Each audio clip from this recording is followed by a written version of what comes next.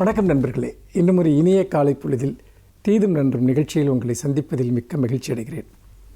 இன்றைக்கு ஜூன் 1 உலக பெற்றோர்கள் தினம். ஆம், பெற்றோர்களுடைய பெருமைகளை பேசுவதற்கும் பெற்றோர்களுடைய சமூக தனிமனித பாத்திரத்தை பற்றி நமக்கு எடுத்துரைக்கவும் இந்த நாளை 2012ஆம் ஆண்டிலிருந்து உலக பெற்றோர்கள் தினமாக ஐக்கிய நாடுகள் சபை கொண்டாடி வருகிறது. இந்த தினம் என்பது எதற்காக? ஒரு குழந்தையினுடைய முதல் ஆசிரியர் யார்? ஒரு குழந்தையினுடைய முதல் வழிகாட்டியார்? ஒரு குழந்தையினுடைய முதல் நண்பர் யார்? இது எல்லாவற்றிற்கும் ஒரே பதில்தான் இருக்கிறது: பெற்றோர்கள். ஒரு குழந்தை இந்த உலகத்தை பெற்றோர்களின் வழியாகவே முதலில் அறிகிறது. ஒரு குழந்தை இந்த உலகத்தை பெற்றோர்களின் கண்கள் வழியாகவே முதலில் காண்கிறது. உங்களுடைய குழந்தை பருவத்தில் உங்கள் பெற்றோர்களுடைய ஆளுமை தான் உங்களுடைய ஆளுமை பண்பை உருவாக்குவதில் மிகப்பெரிய பாத்திரத்தை வகிக்கிறது. மோசமான பெற்றோர்கள் மோசமான ஆளுமை பண்புகளை குழந்தைகளிடம் உருவாக்குகிறார்கள். சிறந்த பெற்றோர்கள் சிறந்த ஆளுமை பண்புகளை தங்கள் குழந்தைகளிடம் பதியச் செய்கிறார்கள். அப்படிப்பட்ட நிலையில்தான் இன்றைக்கு இந்த பெற்றோர்களுடைய ஒரு பாத்திரம் என்பது மிக முக்கியமானதாக இருக்கிறது. ஒரு குழந்தையினுடைய உடல் ஆரோக்கியம், ஒரு குழந்தையினுடைய மன ஆரோக்கியம், குழந்தையினுடைய கல்வி, ஒரு குழந்தையினுடைய சமூக பண்பாட்டு பழக்க வழக்கங்கள் மற்றும் பொறுப்புகள், இது எல்லாமே குழந்தை பருவத்தில் பெற்றோர்களிடமிருந்து தான் வருகின்றன. அப்படிப்பட்ட நிலையில் குழந்தைகளினுடைய ஃபஸ்ட் ஹீரோஸ், அதாவது அவர்களுடைய முதல் கதாநாயகர்கள் அவர்களுடைய பெற்றோர்கள்தான். அவர்களுடைய ஃபஸ்ட் ரோல் மாடல்ஸ், அவர்களுடைய முதல் முன்மாதிரிகள் அவர்களும் பெற்றோர்கள்தான். அப்படிப்பட்ட நிலையில் 2 அம்சங்களை நாம் இதில் காண வேண்டும். ஒன்று, ஒரு குழந்தையை உருவாக்குவதில், ஒரு குழந்தையை வளர்த்தெடுப்பதில், ஒரு குழந்தையை ஒரு மிகச்சிறந்த குடிமகனாக உருவாக்குவதில், ஒரு குழந்தைக்கு உடல் வலிமையும் மன வலிமையும் தருவதில் பெற்றோர்களுடைய பங்கு என்பது மிக மிக முதன்மையானது. அதே சமயத்தில் பெற்றோர்கள் புரிந்து கொள்ள வேண்டிய பல விஷயங்கள் இருக்கின்றன. இன்றைய குழந்தைகள், இந்த 2000ற்கு பிந்தைய குழந்தைகள், அவர்கள் ஒரு புதிய ஒரு உலகத்தில் பிறந்து வளரக்கூடியவர்கள். அவர்களுக்கென்று பல்வேறு விதமான தாக்கங்கள் இருக்கின்றன, சிந்தனைகள் இருக்கின்றன. சுதந்திரம் குறித்து அவர்களுடைய எண்ணங்கள் மாறுபட்டிருக்கின்றன. ஆனால் மரபான பார்வைகளை கொண்ட பெற்றோர்கள் தங்கள் பார்வைகளின் வழியாகத்தான் தங்கள் குழந்தைகள் வளர வேண்டும் என்று நினைத்தால் குழந்தைகளுக்கும் பெற்றோர்களுக்கும் இடையே ஒரு மிகப்பெரிய முரண்பாடு ஏற்பட ஆரம்பிக்கிறது. 2 உலகங்களுக்கு இடையிலான மோதல்களாக அது மாறிவிடுகிறது. அதாவது குழந்தைகள் சிறப்பாக வளர்வது எப்படி முக்கியமோ அதே போல் பெற்றோர்களும் வளர்வது மிக மிக முக்கியம். சிறந்த பெற்றோர்களாக அவர்கள் இருப்பது முக்கியம் என்றால் அவர்கள் இந்த காலகட்டத்தினுடைய உணர்வுகளை புரிந்து கொள்ள வேண்டும். நிறைய பெற்றோர்கள் குழந்தைகளை பாதுகாக்கிறோம் என்று நினைத்து கொண்டு அவர்களுடைய சுதந்திரத்திற்கும் அவர்களுடைய சுயமான தேர்வுகளுக்கும் எதிராக செயல்படுவதை நாம் பார்க்கிறோம். உண்மையில் அவர்கள் நோக்கம் நல்லது என்றாலும் அதற்கான வழிமுறைகள் தவறானவை. குழந்தைகள் சுயமாக சிந்திக்கக்கூடியவர்கள் என்பதை பெற்றோர்கள் நம்ப வேண்டும். அவர்கள் குழந்தைகளினுடைய எஜமானர்களாக இருக்கக்கூடாது, குழந்தைகளுடைய நண்பர்களாக இருக்க வேண்டும், குழந்தைகளினுடைய தோழர்களாக இருக்க வேண்டும். குழந்தைகளுக்கும் பல விஷயங்கள் தெரியும் என்பதை அவர்கள் ஏற்க வேண்டும். அப்படி குழந்தைகளினுடைய சக பயணிகளாக இருக்கக்கூடியவர்கள்தான், தோழர்களாக இருக்கக்கூடியவர்கள்தான் சிறந்த பெற்றோர்களாக இந்த 21ஆம் நூற்றாண்டில் திகழ முடியும். இதை இந்த உலக பெற்றோர்கள் தினத்தில் நாம் நெஞ்சில் நிறுத்துவோம். புதிய தலைமுறையினுடைய புதிய தலைமுறை பெற்றோர்களாக நீங்கள் திகழ வேண்டும் என்பதுதான் என்னுடைய வேண்டுகோள். இந்த தினத்தில் மீண்டும் இன்னும் ஒரு புதிய சிந்தனையோடு உங்களை சந்திக்கிறேன். நன்றி, வணக்கம்.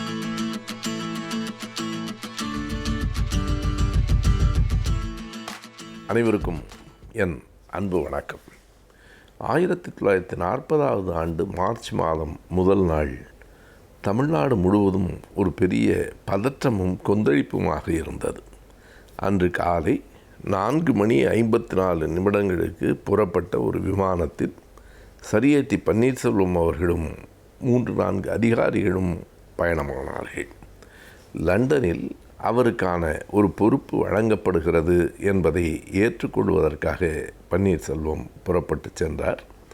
பன்னீர்செல்வம் அவர்கள் புறப்பட்டு சென்ற விமானம் ஓமன் கடலில் விழுந்து விபத்துக்குள்ளாகிவிட்டது, விமானத்தில் இருந்த எவரும் பிழைக்கவில்லை என்கிற செய்தி தான் தமிழ்நாட்டில் அவ்வளவு பெரிய பதற்றத்தை உருவாக்கியது. அப்போது ஐயா பெரியார் அவர்கள் வெளியிட்ட அந்த இரங்கல் அறிக்கை மிக குறிப்பிடத்தக்க ஒன்று. பெரியார் சொன்னார், நான் என் தாயார் இறந்தபோது கூட இது இயற்கை தான், வயதாகிவிட்டது என்று கருதினேன். என் மனைவி நாகம்மையார் இறந்தபோது கூட என்னை அவ்வளவு பெரிய துயரம் என்னை பிடிக்கவில்லை. ஆனால் பன்னீர்செல்வம் இறந்த இந்த செய்தி என்னால் தாங்கிக் கொள்ள முடியவில்லை, நான் தடுமாறி கொண்டிருக்கிறேன் என்று எழுதிவிட்டு காரணத்தையும் பெரியார் சொன்னார். அந்த மரணங்களுக்கு கூட கலங்காத நான் இதற்கு கலங்குவதற்கு அடிப்படை காரணம் உண்டு. அந்த மரணங்கள் என் சொந்த வாழ்வின் பாதிப்புகள், ஆனால் இது தமிழ்நாட்டிற்கான பாதிப்பு என்று சொன்னார். பன்னீர்செல்வம் என்கிற ஒரு தனி மனிதரினுடைய மரணம் எப்படி தமிழ்நாட்டுக்கான பாதிப்பாக ஆகும்? வெறும் 52 வயதில் பன்னீர்செல்வம் அவர்கள் இறந்து போய்விட்டார். சர் ஏ.டி. பன்னீர்செல்வம் என்று சொன்னால் எல்லோருக்கும் தெரியும். 1888 ஜூன் மாதம் 1ஆம் தேதி அவர் தஞ்சை மாவட்டத்தில், அன்றைக்கு தஞ்சை மாவட்டம், திருவாரூருக்கு அருகில் இருக்கிற செல்வபுரம் என்னும் கிராமத்தில் அவர் பிறந்தார். 1918ஆவது ஆண்டு நீதி கட்சியிலே தன்னை இணைத்து கொண்டார். 20 வரைக்கும் தஞ்சை நகராட்சியினுடைய தலைவராக இருந்தார். மிக முதன்மையாக 1924 வரை 24 முதல் 30 வரை தஞ்சாவூர் போர்டு ஜில்லா உறுப்பினராக இருந்தார். அப்போது அவர் செய்த பணிகள் மிக பெரியவை. அந்த ஜில்லா போர்டு என்று சொல்வது தான் அன்றைக்கு அதிகாரமிக்க ஒரு குழு. அதனுடைய தலைவராக சர் ஏ.டி. பன்னீர்செல்வம் இருந்தார். அப்போது அவர் செய்த 2-3 குறிப்பிடத்தக்க செய்திகளை நாம் பார்க்க வேண்டும். ஒன்று, அந்த காலத்திலெல்லாம் தஞ்சை மாவட்டத்தில் இருந்த சத்திரங்களில் மதிய உணவு பார்ப்பனர்களுக்கு மட்டும்தான் கொடுக்கப்படும். அதை மாற்றியவர் பன்னீர்செல்வம் தான். இது உணவு வழங்குகிற இடம் எல்லோருக்கும் பொதுவானது என்றால் பிறகு என்ன ஜாதி, யார் வந்தாலும் உணவு கொடுக்க வேண்டும் என்கிற சட்டத்தை கொண்டு வந்தார். அப்போதெல்லாம் இன்றைக்கு இருக்கிற நிலை இல்லை. பயணம் போகிறவர்கள் கையில் உணவு எடுத்துக்கொண்டு போவார்கள், அல்லது அங்கங்கு இருக்கிற சத்திரம் சாவடியில் தான் அந்த உணவை எடுத்துக்கொள்வார்கள். எனவே எல்லோருக்கும் உணவு கிடைப்பதற்கான ஏற்பாட்டினை செய்தவர் சர் ஏ.டி. பன்னீர்செல்வம் தான். இரண்டாவதாக அவர் செய்த மிகப்பெரிய செயல், இன்றைக்கும் திருவையாறில் இருக்கிற கல்லூரி, இப்போது அது கலைக்கல்லூரியாக மாறி இருக்கிறது. அதற்கு முன்னால் திருவையாறு தமிழ் கல்லூரி. அப்படி ஒரு தமிழ் கல்லூரி அங்கு வந்ததற்கு காரணமே பன்னீர்செல்வம் அவர்கள்தான், எல்லோருக்கும் தெரியும். எப்படி அதற்கு அவர் காரணமாகிறார் என்றால், அது மன்னரினுடைய மானியத்தில் உருவாக்கப்பட்ட கல்லூரி. சமஸ்கிருதம் மட்டும்தான் சொல்லித்தரப்படும். சமஸ்கிருதத்துக்காகத்தான் அந்த கல்லூரியை மன்னர் இடத்தையும் கொடுத்திருக்கிறார் என்று சொல்லிவிட்டார்கள். மன்னர் அப்படித்தான் எழுதியிருக்கிறாரா என்று தெரியவில்லை. அது சமஸ்கிருதத்தில் இருக்கிறது. அந்த அறிக்கையை பன்னீர்செல்வம் அவர்கள்தான் எடுத்து கொண்டு போய் சமஸ்கிருதம் தெரிந்த அறிஞரிடத்தில் காட்டி, அதற்கு என்ன பொருள் என்று கேட்டால், இது கல்விக்கானது என்று எழுதப்பட்டிருக்கிறது. கல்விக்கானது என்று தானே எழுதப்பட்டிருக்கிறது என்றால், கல்வி என்றாலே சமஸ்கிருதம் தானே என்று விளக்கம் சொன்னார்கள். அதை மாற்றி அனைவருக்குமான கல்வி என்பதை கொண்டு வந்தவரும் சர் ஏ.டி. பன்னீர்செல்வம் அவர்கள் தான். அதனால்தான் ஐயா பெரியார் அவர்கள் எழுதுகிறார், மற்ற இழப்பெல்லாம் என் தாயாரும் என் மனைவியும் இறந்ததெல்லாம் என் சொந்த வாழ்வில் எனக்கு நேர்ந்த துயரங்கள். பன்னீர்செல்வம் இறந்தது தமிழ்நாட்டுக்கு நேர்ந்த துயரம் என்கிறார். அவர் பிறந்த நாள் ஜூன் 1.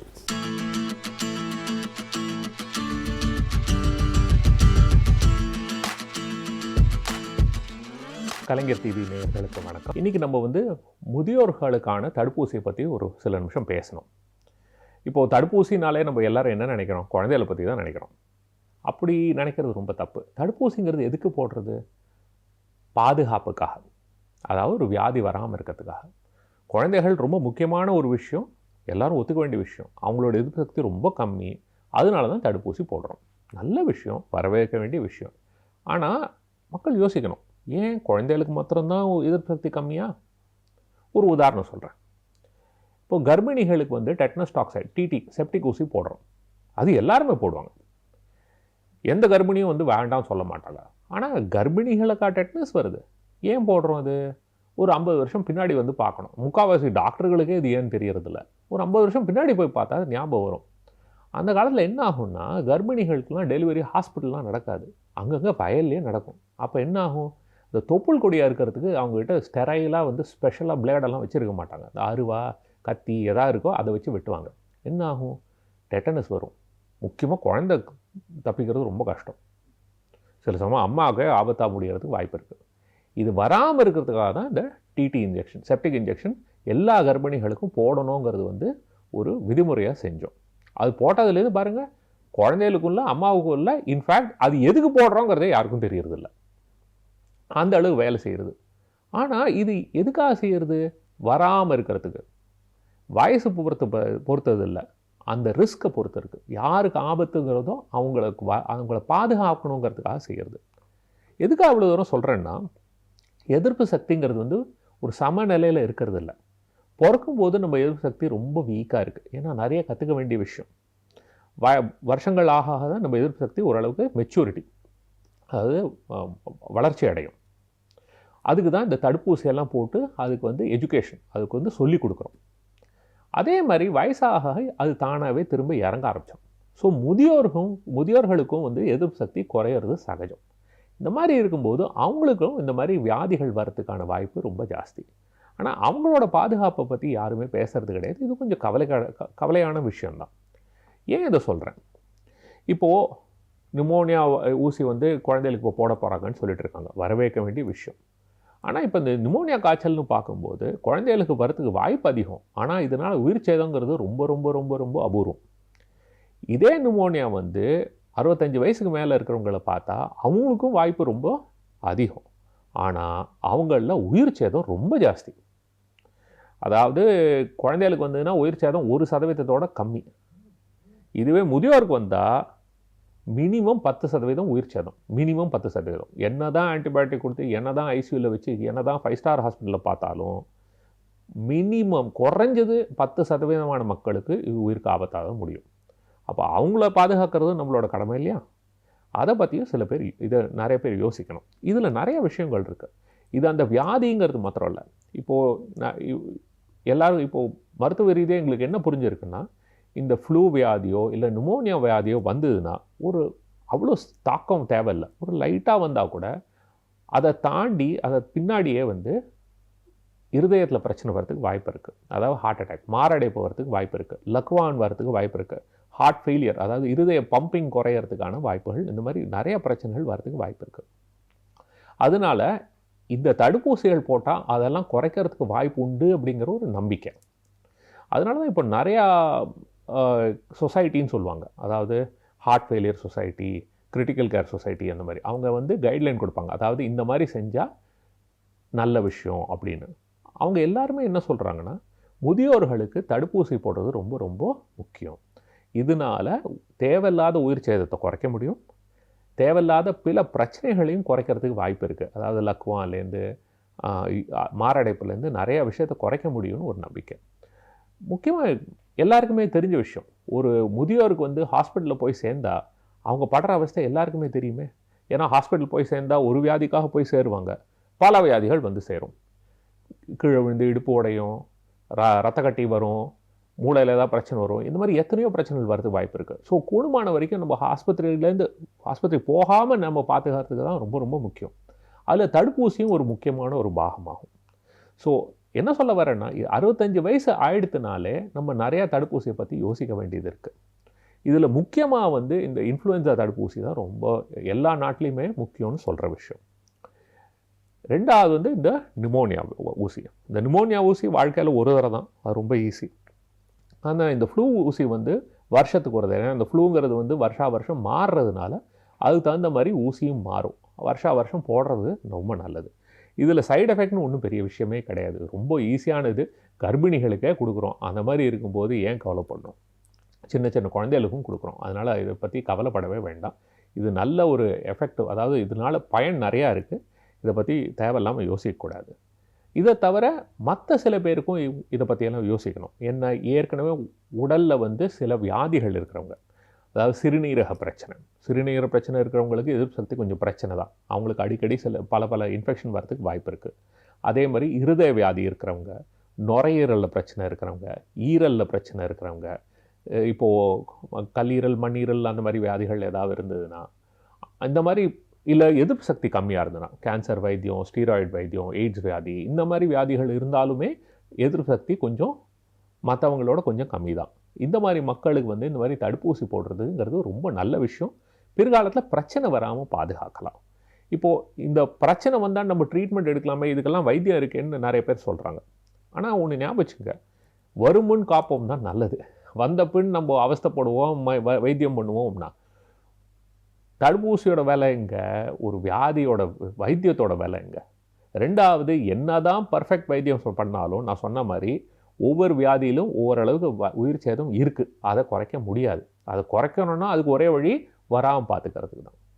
ஸோ இப்போ வீட்டில் வந்து நீங்கள் எவ்வளோக்கு எவ்வளோ குழந்தையெல்லாம் நீங்கள் வந்து பாதுகாப்பாக பார்த்துக்கிறீங்களோ, அவங்களுக்கு வந்து தடுப்பூசியெல்லாம் போட்டு அவங்க உடம்பை நன்னா பார்த்துக்கிறீங்களோ, அதே மாதிரி உங்கள் வீட்டில் இருக்கிற முதியோரையும் கொஞ்சம் கவனிக்கிறது ரொம்ப நல்ல விஷயம்.